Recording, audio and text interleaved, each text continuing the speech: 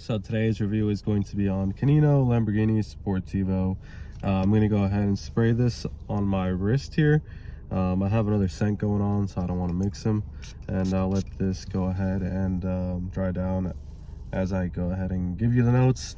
Let's take a look here at the atomizer. As a matter of fact, if you didn't already see that, let's see. Pretty good atomizer, not too bad. For the price, this is mad cheap. We're talking like 10 bucks, like $9.99 for a 125 ml. So this is a pretty big bottle for the price you're paying. It's not bad, honestly.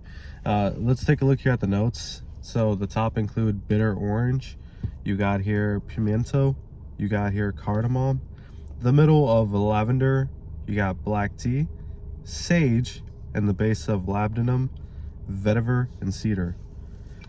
Now, what I'm getting out of this scent is a ton of that bitter orange. It's extremely there. You are getting hints of that pimiento. Not really noticing the cardamom like that. I do notice here as well the cedar. The cedar is pretty noticeable. You are getting a bit of that lavender, keeping this scent nice and clean. This is not that bad, honestly, guys. It just isn't a strong projecting scent, so it's not that strong projecting. I'm sure you can just go heavy on the sprays, not a big deal. For the price, it's easy to just go a bit over 10 sprays at least with this one. It is enjoyable. Let's get this straight. By the way, the orange is pretty bitter, but it still smells sweet. You are getting a synthetic orange, so it's definitely a synthetic orange. Nothing natural smelling or, you know, close to the actual orange itself, but it is orange flavored, and you are able to tell that it's orange flavored. So that's mainly what you're gonna get out of this one. Tons and tons of orange, and it smells good, honestly. It really doesn't smell bad. If I had to say go out and get this one, I would say probably pass on it, because it's pretty simple, it's pretty basic, it's just smelling like oranges, and that's not a bad thing. Let me go ahead and spray an actual shirt here for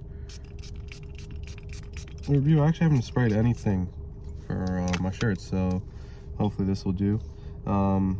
This bottle is starting to chip away, so this bottle is like paint is just like stripping away here, so keep in mind the bottle is going to do that eventually, especially without a box or anything. If you put it around other bottles, they're just going to scrape on it, and this one's going to end up losing its color.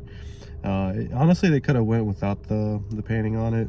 They could have just left the bottle just red like what it is here. That would have been cool too. What a waste of paint, especially if it's cheap paint like this.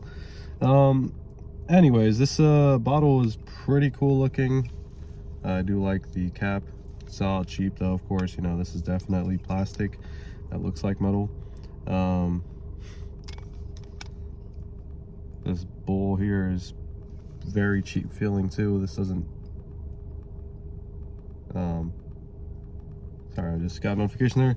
It doesn't feel expensive in the slightest, so I'm just bullying this this bottle here, so not much more to say about it.